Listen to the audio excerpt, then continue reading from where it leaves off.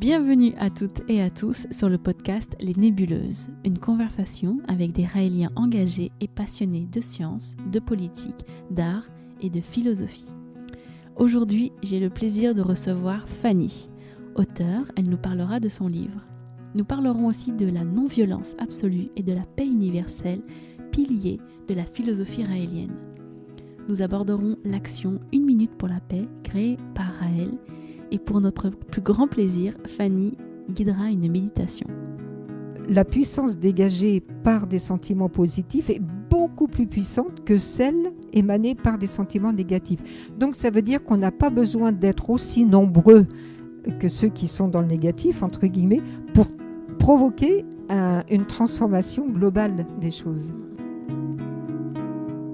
Ce podcast vous est présenté par Valérie et Mickaël et vous pouvez nous retrouver sur toutes les plateformes podcast, sur Instagram et sur YouTube sous le nom Les Nébuleuses Podcast. N'hésitez pas à vous abonner et à mettre 5 étoiles sur l'épisode si vous avez aimé. Merci à toutes et à tous et bonne écoute.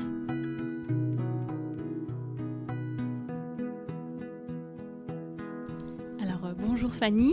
Bonjour Valérie. Alors merci de nous accueillir pour ce podcast chez toi. Merci beaucoup. Moi, je suis vraiment ravie de faire cette conversation avec toi. Merci à toi. Et je voulais commencer. Donc, toi, tu es raélienne depuis combien de temps ? Alors, je suis raélienne depuis un peu plus de 30 ans, je crois. Ça va faire 31 ans, je crois, cette année. D'accord. Et comment tu as connu les messages ? Alors, comment j'ai connu les messages ? C'est en rentrant d'un grand voyage, enfin d'une croisière hauturière que j'ai faite durant 4 années. Et durant laquelle j'ai fait des recherches parce que j'avais énormément de temps pour lire. Et puis, je me posais des questions. Je me disais, mais pourquoi je suis catholique finalement ? Si j'étais née ailleurs, j'aurais pu être juive, j'aurais pu être musulmane, j'aurais pu être bouddhiste. Donc, j'ai eu envie d'aller voir ce que racontaient un peu les autres grandes religions. Et puis, je trouvais qu'elles disaient toutes, au moins en partie, des choses intéressantes.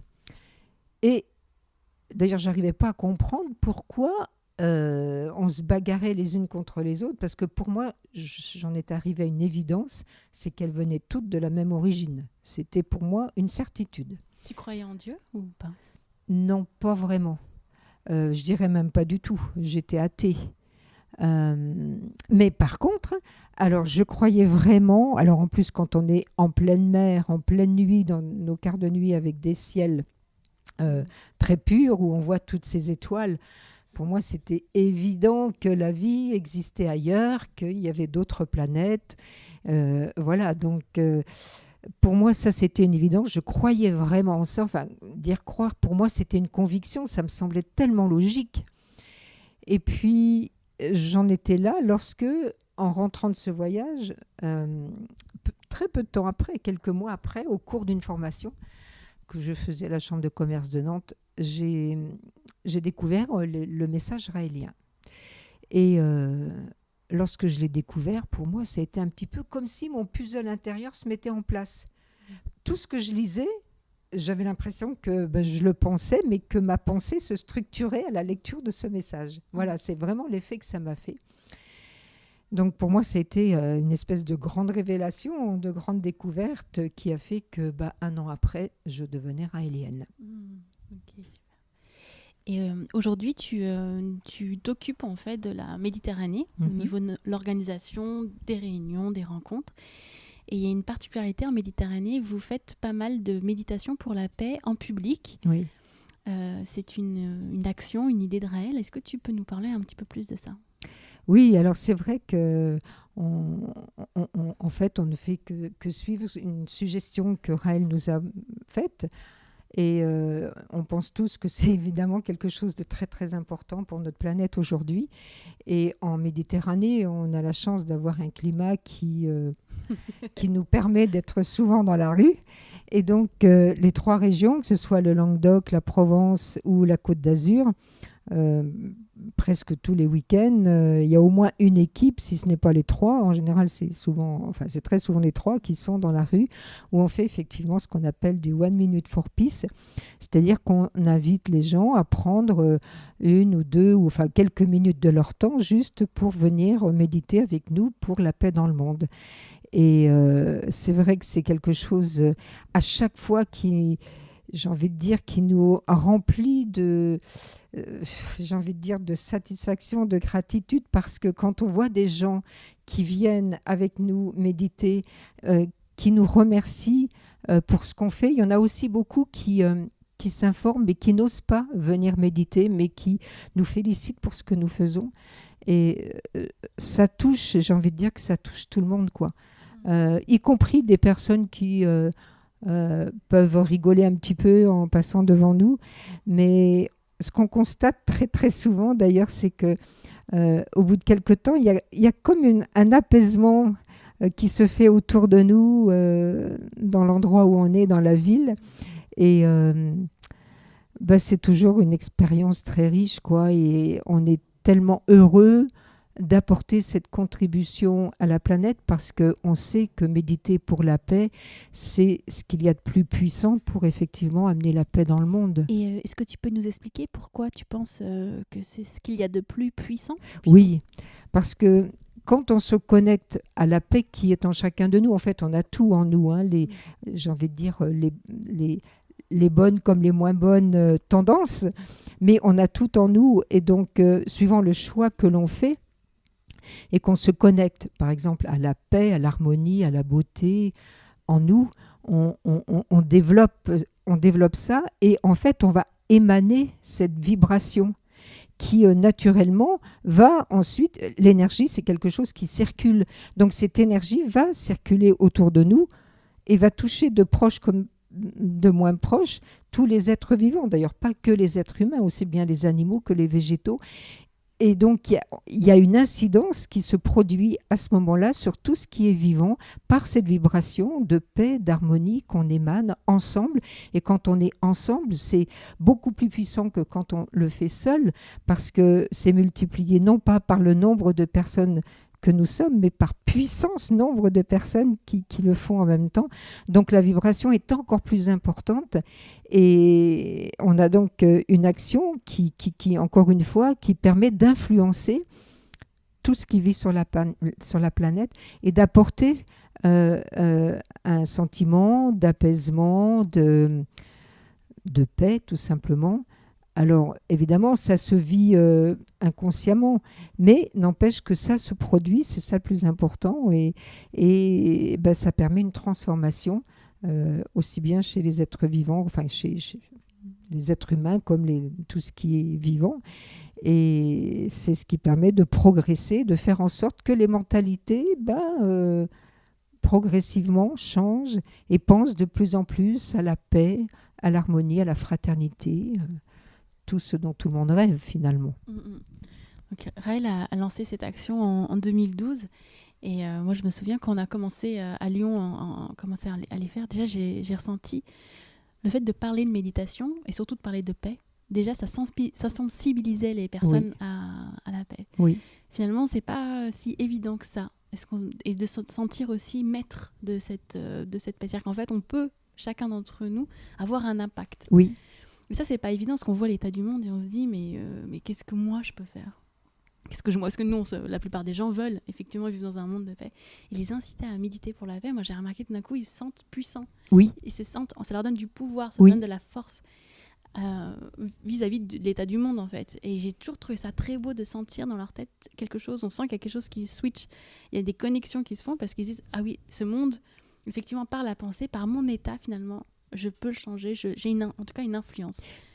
Et ça, c'est beau à le voir. Et ça, enfin, voilà, vas-y. C'est exactement ce que tu dis, c'est ça, quoi. Il y a ce député, là, Ruffin, qui disait le plus grave, c'est ce sentiment d'impuissance que les gens ont, dans lesquels ils vivent. Et en fait, c'est complètement ça. Et comme tu dis, quand on médite, on n'a plus ce sentiment d'impuissance.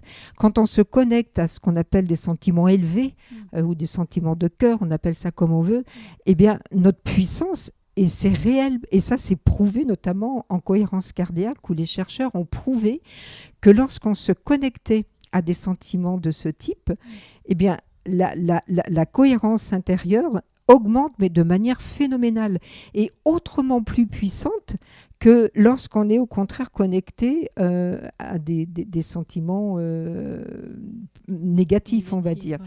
Et c'est pour ça que finalement, ce qu'il faut savoir, et ça c'est enthousiasmant de le savoir, et ça permet vraiment justement de reprendre les rênes en main, c'est que la puissance dégagée par des sentiments positifs est beaucoup plus puissante que celle émanée par des sentiments négatifs. Donc ça veut dire qu'on n'a pas besoin d'être aussi nombreux que ceux qui sont dans le négatif, entre guillemets, pour provoquer une transformation globale des choses. Et cette paix dans le monde, c'est cette non-violence, le respect absolu de la vie, ce sont deux valeurs extrêmement importantes dans la philosophie raélienne. Est-ce que tu peux nous en parler un petit peu plus ? Oui. Les valeurs, c'est quelque chose d'extrêmement important puisque ce sont les moteurs de toute organisation sociale. Et juste, si je peux me permettre, un petit mot sur les valeurs en général. Si on regarde justement les valeurs qui sont le moteur de notre société aujourd'hui, c'est quoi ? C'est l'argent, c'est le pouvoir, la compétition, la concurrence, le prestige. Mais finalement, qu'est-ce qu'on constate ? Que ça va complètement au détriment de la vie. Ça provoque de la division, la catégorisation par une espèce de hiérarchie sociale, avec la production intense de produits, non pas pour satisfaire aux besoins vitaux des populations, mais pour faire de l'argent au maximum. Et en parallèle, il y a encore aujourd'hui des peuples entiers qui meurent de faim, des espèces végétales, animales qui disparaissent tous les jours par dizaines ou par centaines. Donc, effectivement, la paix et le choix des valeurs qui sont à la base d'un fonctionnement d'un système sont primordiales.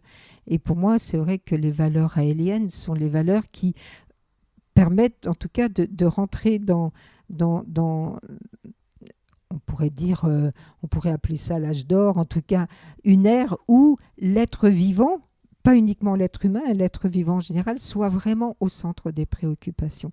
Donc, évidemment, la paix mondiale, c'est quelque chose d'extrêmement important qui va venir, j'espère, au plus vite, grâce à un système un système politique qui serait plus à connotation de guidance que de gouvernance et qui serait vraiment soutenu par une armée de gardiens de la paix et qui permettrait de supprimer toutes les armées nationales et dont le budget est énorme et qui pourrait enfin servir au bien-être de tous, et en commençant notamment par pour arrêter la faim dans le monde. Donc, il y a la non-violence, il y a le respect absolu de la vie. Oui, on va jusqu'à penser que la vie d'un seul être vivant non violent est plus importante que l'humanité tout entière. Oui, parce que si on estime, si on ne pense pas ça, ça veut dire que on peut supprimer un être vivant pour l'humanité. Oui, ça va amener forcément d'autres morts qui vont s'en suivre derrière. Et c'est la marche vers l'autodestruction que nous sommes en train de vivre. Oui, et c'est en fait cette autodestruction que nous sommes en train de vivre, on pourrait l'éviter si chacun d'entre nous, on prenait conscience de quelque chose qui est une des notions qui pour moi est une des notions les plus importantes dans les messages, qui est celle que chacun d'entre nous sommes un élément de cette humanité. Chacun a sa place sur cette planète, et si tous les hommes se mettaient à vibrer ensemble, à ressentir ce lien qui nous relie, qui nous unit, on vit de cette harmonie, il y aurait une harmonie qui amènerait automatiquement à une fraternité et à une paix universelle, car les Elohim nous ont créés parfaitement tous égaux les uns les autres, avec aussi cette notion que chacun d'entre nous est extrêmement important, a une valeur infinie, et nous sommes un peu, chacun d'entre nous, moi je le vois aussi comme si nous étions chacun comme une œuvre d'art, une petite œuvre d'art à part entière, et chacun est important. Oui. Eh bien oui, alors écoute, tu m'inspires, je rebondis sur ce que tu viens de dire, parce qu'en fait, j'aime beaucoup comparer notre humanité à un grand organisme composé de cellules que sont les êtres humains. Alors si on fait le parallèle avec notre organisme, si on se mettait à fonctionner comme notre société, à savoir des cellules, groupes de cellules qui prendraient la suprématie sur les autres en récupérant toutes les ressources, enfin l'essentiel des ressources pour elles et puis en laissant des miettes pour les autres. Imagine un petit peu ce qu'on appelle l'homéostasie ou l'équilibre intérieur. Il serait complètement détruit, on deviendrait faible, malade, et puis voilà, la mort finirait par arriver. Et bien, c'est ce qui se passe sur notre planète aujourd'hui. Et c'est pour ça qu'on n'a jamais été aussi proche de l'autodestruction. Donc les méditations pour la paix, ce que Raël nous a suggéré, nous a proposé de faire, ce sont des méditations, donc 1 minute, d'inviter les gens à venir dans la rue, qu'on croise dans la rue, à méditer avec nous 1 minute pour la paix. 1 minute, c'est rien.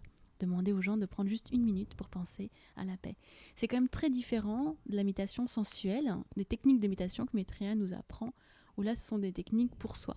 Est-ce que tu pourrais nous dire un petit peu, parce que pour toi, les différences entre ces deux types de techniques de méditation, ou ce que ça t'évoque? Oui, alors il y a effectivement les méditations pour être bien, pour se réharmoniser avec tout ce qui nous compose, avec tout ce qui nous entoure, le monde dans lequel on vit, etc. Donc ça, c'est une chose très importante pour retrouver justement cet état d'harmonie. Et ça fait partie du respect de soi, j'ai envie de dire, avec une certaine hygiène de vie, alimentaire, enfin que tout le monde connaît. Et puis, il y a effectivement ce type de méditation tournée complètement vers les autres. Et là, en fait, oui, c'est différent, mais c'est ça qui est très intéressant aussi, parce que, comme l'expliquait très bien d'ailleurs un moine bouddhiste sur une vidéo sur YouTube, il disait, mais il n'y a pas besoin pour méditer, il n'y a pas besoin d'avoir pratiqué pendant des années et pendant des heures tous les jours. Non, en fait, et Raël nous le dit aussi, juste en se connectant, puisque on a tout en nous, en se connectant à, encore une fois, ces sentiments tels que la paix, l'harmonie, la bonté, la compassion, l'amour, la fraternité, juste tout ça, ça existe en nous. En se connectant à ces sentiments qui sont présents en nous, quelque part on les réveille, on réveille cette vibration qui du coup émane de nous. Donc on n'a pas besoin de le faire pendant des heures et des heures. Et encore une fois, quand on le fait ensemble, dans la rue, en petits groupes, la puissance devient phénoménale parce qu'on est plusieurs tout simplement à le faire, à se connecter ensemble. Est-ce que du coup tu nous guiderais une petite minute de méditation Alors avec plaisir. Surtout pour les personnes qui n'ont jamais médité, pour qu'elles se rendent compte, comme tu dis, que c'est quelque chose qui est à l'intérieur de nous, complètement accessible et pas compliqué du tout au contraire.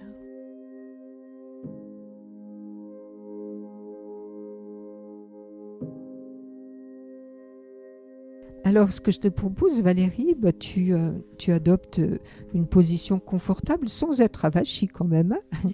Avoir un dos relativement bien droit, mais une bonne attitude où tu te sens bien, à l'aise, confortable, et qui te permet juste de prendre quelques respirations très conscientes et très profondes, juste pour ramener ton cœur à un rythme très harmonieux qui va justement influencer toutes tes fonctions internes.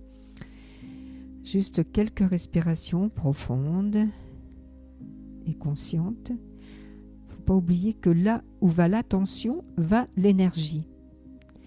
Donc, en se connectant à cette paix, cette harmonie qui est en toi, que tu peux ressentir, en te connectant au niveau du cœur, tu peux ressentir ce sentiment d'harmonie juste en y pensant, sentiment d'amour, sentiment de compassion.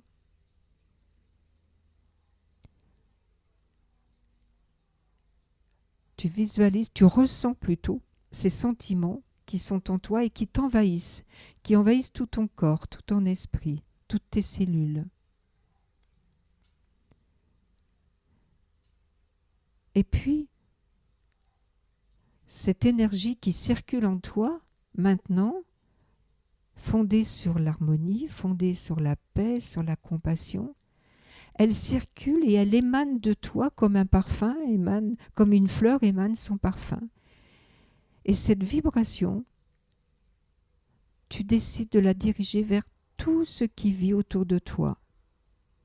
Aussi bien les êtres humains que les animaux, les végétaux.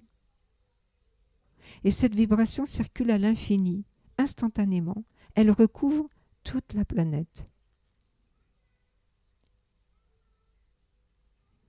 Et tu peux visualiser cette planète qui est en train de se transformer juste sous l'effet de cette vibration que nous sommes en train d'émettre maintenant. Une vibration de paix, d'harmonie qui vient toucher tous les êtres vivants et qui ressentent tout à coup un sentiment d'apaisement, d'harmonie, où leur pensée change, la nature de leur pensée change vers du positif, vers un mieux-être, vers plus d'amour, vers plus de fraternité. Et cette transformation est en train de se produire réellement. Et tous les êtres vivants ressentent ça et vont se mettre à agir un peu différemment.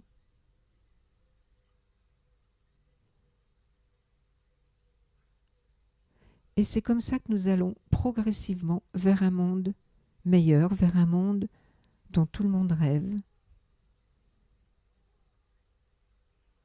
qui serait un paradis pour chacun d'entre nous, où chacun pourrait s'épanouir, créer.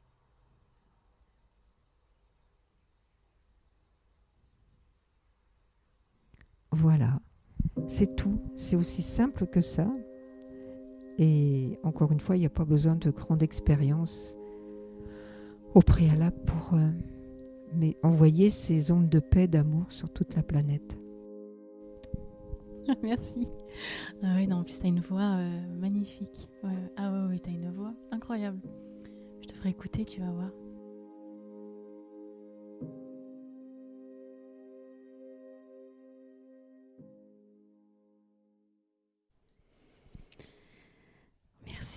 Merci beaucoup pour cette méditation.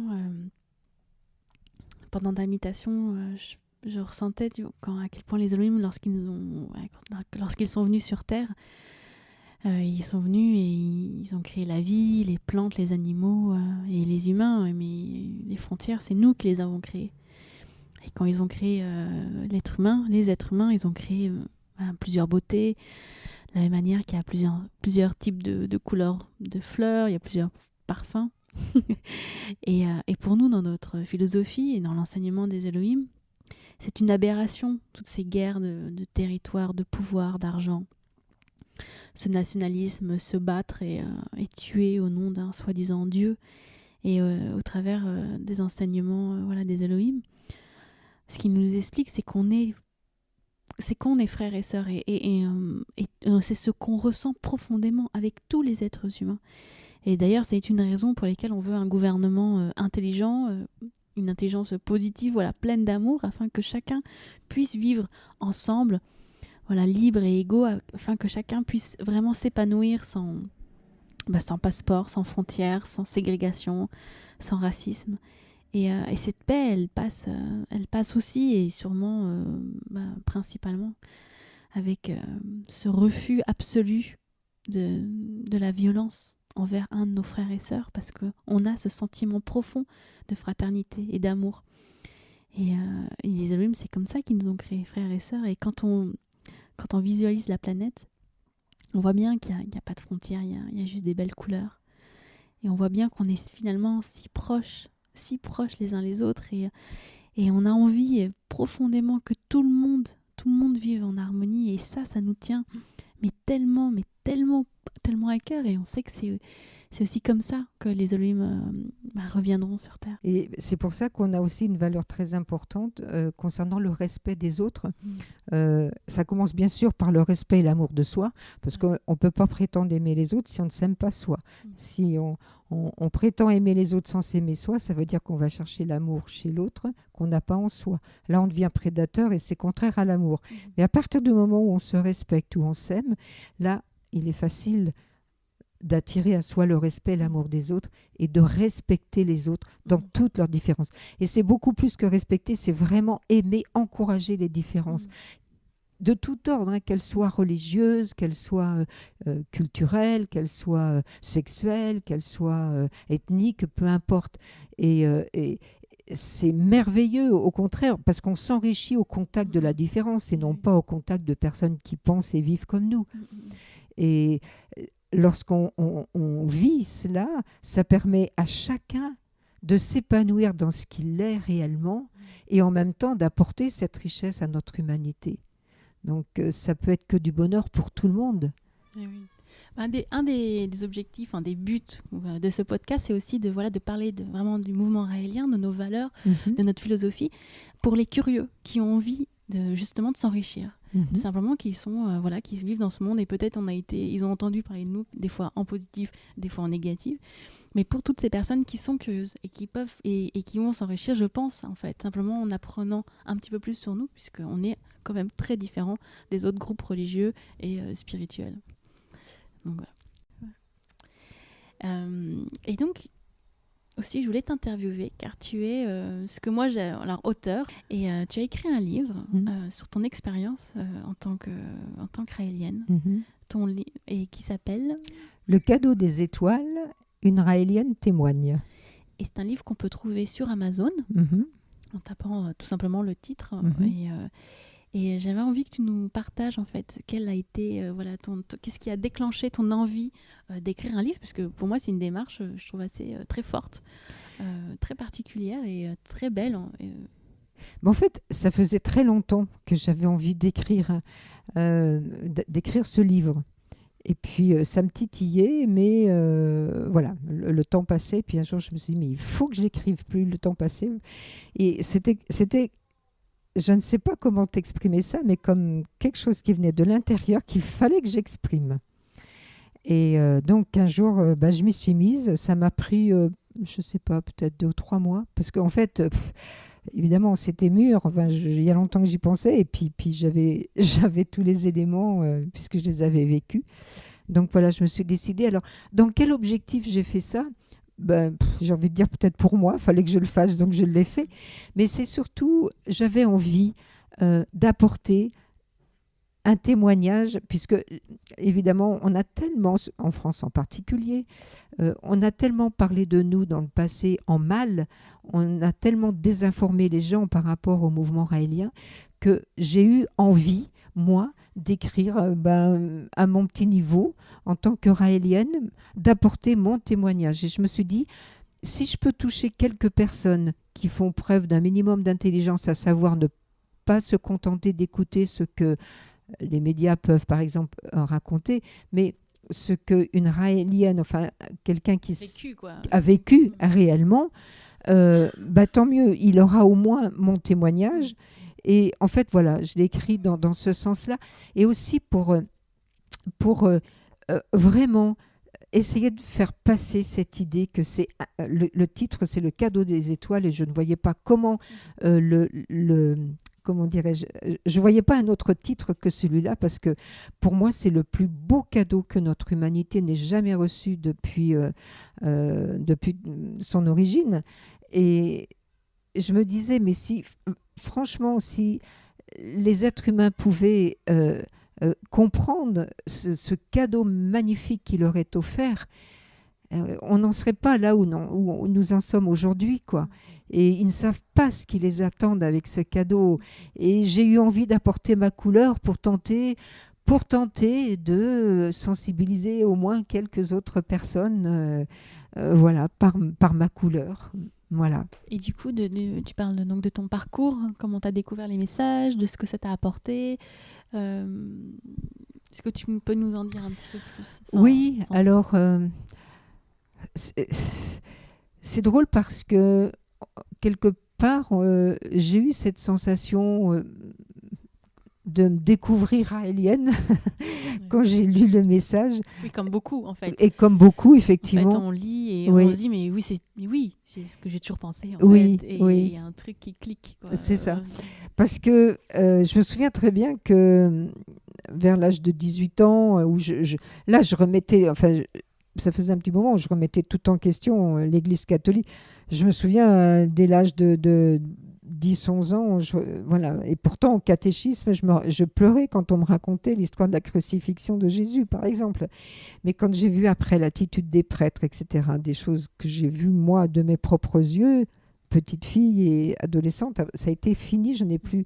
Pour moi, tout ça, je n'y croyais plus. Mais je croyais dans le prophète qui était Jésus.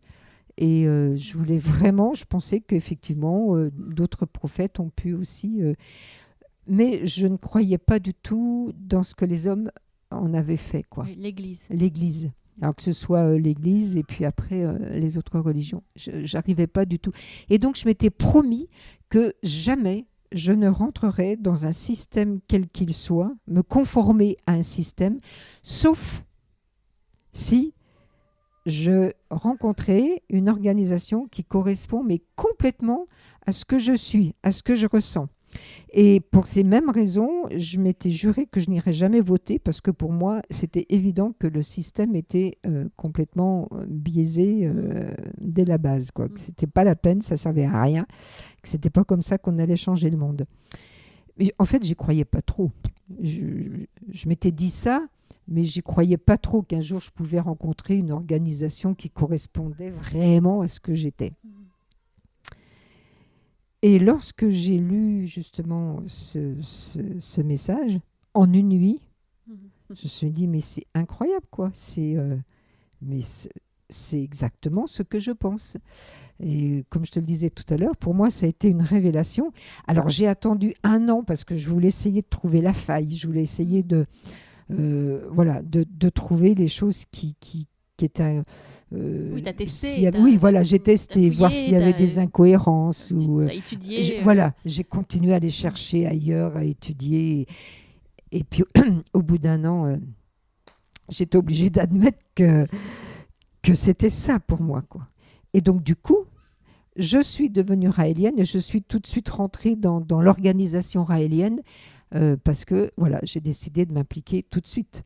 Comme je m'étais promis de le faire si jamais je trouvais une organisation qui correspondait à ce que je ressentais au plus profond de moi. J'étais baptisée catholique, mais en fait, j'ai été baptisée catholique, mais je n'étais pas dans une... mes parents me demandaient d'aller au catéchisme, mais ce n'était pas par conviction, c'était par tradition. Oui. Donc, ça m'a été relativement facile de remettre tout ça en question, quoi. Ouais, moi aussi, je me souviens, mon père m'avait dit oui, on t'a baptisé parce qu'au cas où. Ouais, c'est ça. Il ne croyait pas du tout en Dieu, rien. Mais j'étais dans le doute, au moins, tu étais protégée. Voilà. C'était le gris-gris de l'époque. C'est drôle, quoi. Oui. Au cas où. Non, il n'y a rien. Qu'est-ce qu'on pourrait dire, en fait, pour inciter tout le monde, tous ceux qui nous écoutent, vraiment, à méditer pour la paix? Écoute, bonne question, Valérie, parce que effectivement, lorsque on parlait tout à l'heure des différents types de méditation, de méditer pour soi ou méditer pour la paix dans le monde, donc pour les autres. Eh bien, non seulement le fait de méditer pour les autres, c'est une méditation très courte, hein, on l'a vu, on peut le faire en 1 minute, 2 minutes, et que tout le monde peut faire. Mais ce qui est intéressant à savoir aussi, c'est que le retour en boomerang, entre guillemets, qui se fait vers nous, est encore plus puissant que lorsqu'on médite pour son propre bien-être uniquement. Donc c'est merveilleux. Plus on fait du bien aux autres, plus on s'en fait à soi-même. Et c'est là où on comprend qu'on est vraiment tous interconnectés, quoi. Oui, c'est ça, on est connectés. Et oui. Ouais. Yes. Eh bien, merci Fanny. Merci à toi Valérie. C'est un plaisir. Je vais mettre en lien, si tu acceptes, hein, bien sûr, le lien sur ton livre, parce qu'on met des liens. Avec plaisir, bien sûr. Comme ça, les gens pourront le lire. Et puis, je mettrai aussi un lien sur le site Raël France pour les personnes qui habitent dans la Méditerranée, qui souhaitent te joindre. Puisqu'en Méditerranée, vous organisez du coup donc, des méditations pour la paix, mais aussi des réunions philosophiques. Je sais que vous faites aussi un week-end raélien philosophique pour ceux qui souhaitent découvrir la philosophie raélienne, avec de la méditation, de l'enseignement de Raël. Et puis c'est super agréable, vous êtes tous ensemble, vous faites à manger, vous parlez, vous êtes proches. Il y a vraiment un esprit familial qui est vraiment extraordinaire, d'amour. Voilà. Et donc je mettrai aussi le lien pour les personnes qui souhaitent te contacter. Et merci beaucoup. Merci Valérie. Merci à tout le monde de nous avoir écoutés et à bientôt. Bisous.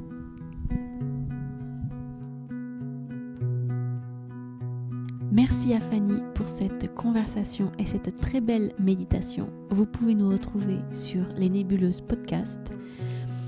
N'hésitez pas à vous abonner et à bientôt.